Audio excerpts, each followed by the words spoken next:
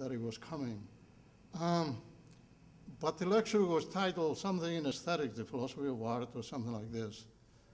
And about 2/3 of the way into the lecture, Mark Wilson elbowed me, hearing over and over the discussion about death.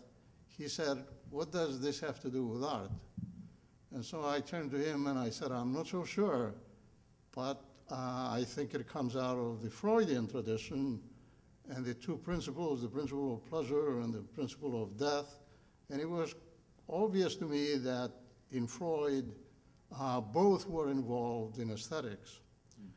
The lecture finished, there was a wild applause, and there was open to discussion. And a couple of questions were asked, nothing really significant. Then at one point, one colleague from UCSD, not in the philosophy department, raised his hand and said to Herbert, "What you said explains beautifully what art is. But are you sure it explains what a great art is?" And Wilson elbowed me again, and he said, "I give up." Okay, now I don't think we should cut into the opportunity to have drinks now out on the patio, but I'd just like to conclude with one last thought before I hand it over to Dawn, as a result of some of my conclusions from this research. Nancy Scott Anderson wrote this very aptly titled history of UCSD. It was called An Improbable Venture, a history of the university. And what's improbable is that the idea was to create an instantaneously excellent university.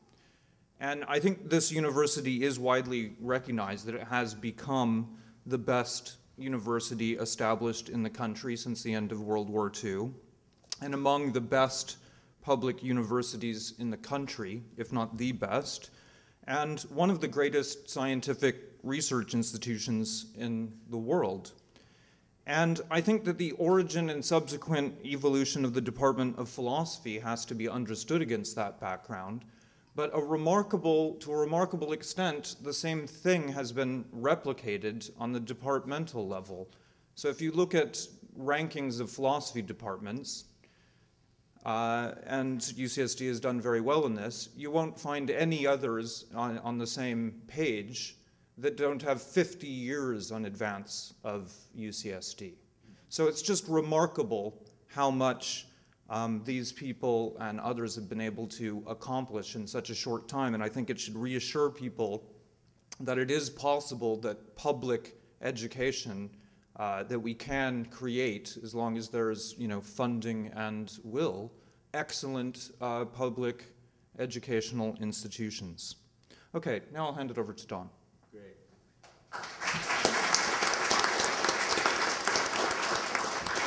We're all getting thirsty now, and drink awakes us outdoors, so I am not going to take long here, but just to thank once again Monty and our panelists, Georgios, Henry, Avrum, and Jerry. That was really, I think, a wonderful set of reflections on the history of the department.